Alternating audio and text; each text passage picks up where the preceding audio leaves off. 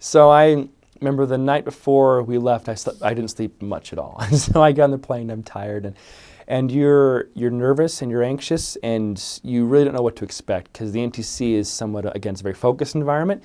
And then you get off the plane and then you're in real life. And I remember getting off the plane and going straight to the interview with my mission president and meeting my trainer.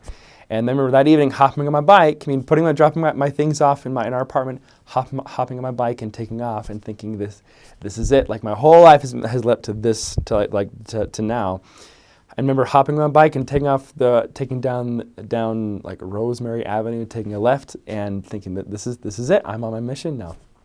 I remember thinking that first week, I went Spanish speaking, so having this new language finally pressed up against me, we're at a door and I get to speak Spanish to somebody. I remember those first few moments where you're so scared, but the Spirit really will help you. It help you make you feel calmer and help you remember kind of what the words that you studied and able to really can connect to this person. So I remember just feeling how pressured you were with learning this new language, and then feeling satisfied when you're able to speak something, to this person at the door. But very stressful, but it's felt like an adventure. The first few days and weeks on the missions, it feels very much like an adventure.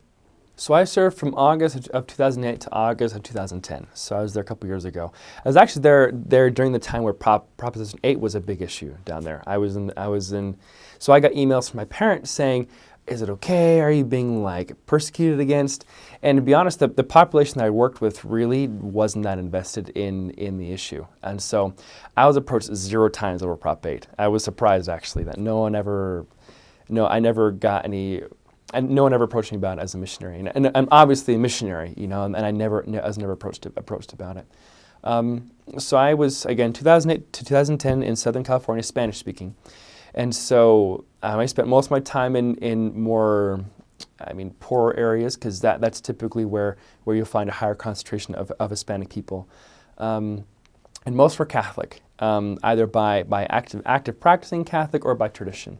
And so we had a lot of people who would say, somos católicos, we're Catholic. And so I got to learn a little more about their religion and kind of what their views were. And I think most people would connect very well when talking about Jesus Christ and about the Savior and about a Father in heaven, would connect very well with the idea of, oh yeah, well, I have a testimony of Jesus Christ too. And it was a great avenue of discussion. So my mission boundaries, so we had what's called the Inland Empire, where it's kind of a very densely populated area of Southern California. And there may be about 4 or 5 big cities that were in there that contained the Inland Empire. And the rest of the county, which was the boundaries of my mission, the rest of it was this high, California desert, where it was this massive area with very few people living in there. So about 90% of the missionaries were in this one dense area, and then you had 10% who were out in the desert. And their experience is quite different because it's very much, they'd have a truck, they had a lot of dirt roads and whatnot, and it was kind of more spread out. And the Hispanic people over there, I think, were much more rural based as opposed to what they were more in the city area. I had during my mission, I had 2 mission presidents, which is common. My last mission president was my mission president the last 2 weeks of my mission. So my farewell interview was with this man I'd never met before. So that was interesting to have this man who didn't know anything about where I served or what I'd done, my accomplishments or my progress, kind of giving my despedida, my exit interview home. And so with my interview with my mission president, President Sanchez, for the longest period of my mission, and during my temple recommend renewal with him, I said, can we pretend that this is my last interview with you, because I know I'm not going to get my exit interview with you. And he'd seen my progress as a missionary. I think I'd always been a missionary that was in the category where he didn't have to worry about me. He knew I was going to go out there and work, and I wasn't going to horse around. He told me that's a good category to be in. And he told me, and he thinks very thoughtfully, and he's like, Spencer, or Elder Priest, he said, Elder Priest, I think you should go home and not be afraid. He said, as a missionary, I know you've grown a lot. And I've seen you progress in a lot of different ways, but I want you to go home and don't be afraid. Don't be afraid of education. Don't be afraid of marriage. Don't be afraid. Don't be afraid. Carry the confidence that you've gained here out with you when you go home. And that was powerful. That was powerful for me. I had a companion of mine say, I was expressing to him anxieties about going home, and he said, "Let not your heart be troubled, nor let it be afraid." And that really hit me. It was one of the most impactful encounters I've had with the scriptures in my mission was my companion Elder Rupp saying, "Don't be afraid when you go home," and that was powerful for me. So there actually was quite a bit of colonization that we did down there. We had a few historical sites kind of there in the mountains area. I didn't experience this, but my mission president would often pick up missionaries right from the airport, take them straight to these historical sites down there. I've only been to one of them, and the details of it are escaping me exactly what happened there. But there's a lot. I think Brigham Young sent out a lot of colonizations out there. A lot of go out there and settle this area, and so the church just has some deep roots in that area. So it's neat to go there and be like, wow, the missionaries have been here for a long time. That was kind of special. When I left the mission, there were almost 200 missionaries, and only about 35 of us were Spanish, and we were full-time Spanish, where from the day you get there to the day you leave, you're Spanish speaking. That allows you to get really good at Spanish because you don't have to flip-flop back and forth between English and Spanish. And I remember the last newsletter that we got, every newsletter that we got, it had a list of baptisms. And I'd say the 35 has baptized more people than English-speaking elders did, just by nature of the culture. I think that Hispanic people were much more willing to listen, much more willing to lie in their homes and talk about religion and to invest in religious experiences.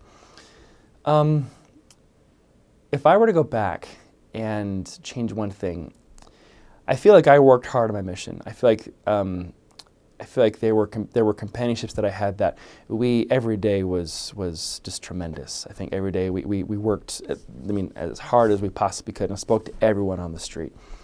And those were the companionships that I think really made the biggest difference for me. And I felt the Spirit the strongest were those companionships where we were not afraid to talk to anyone.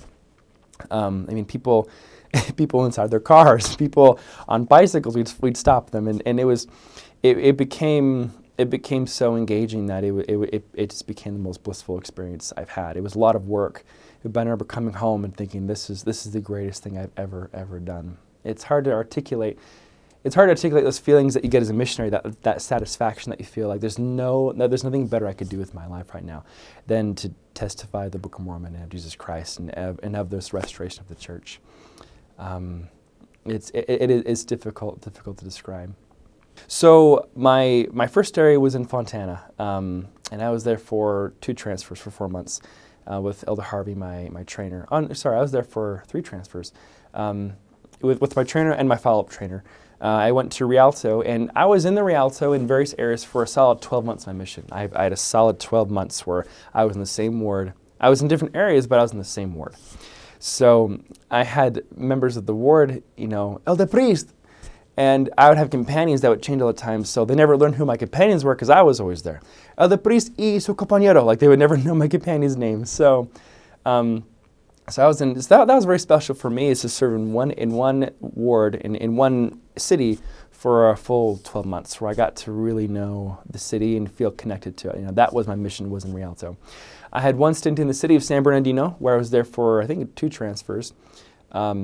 And that was a wonderful experience. That was Elder Willimore was my companion, and that was one of the companionships where we spoke to everybody, and every day we came home satisfied that we had done our very best that day. Those were transfers that I hold most here, I think. And then I finished my mission in Ontario, a little wealthier part of town, and I was there for 3 transfers. There at the very end, and I finished. I did 2 transfers as a zone leader, then my last transfer as a district leader trainer, which is exactly what I wanted. So in the end, I was able to serve in some leadership capacities, and I was able to train a missionary, which was awesome. It was great to help a new missionary understand the language and kind of get his real world footing in Spanish.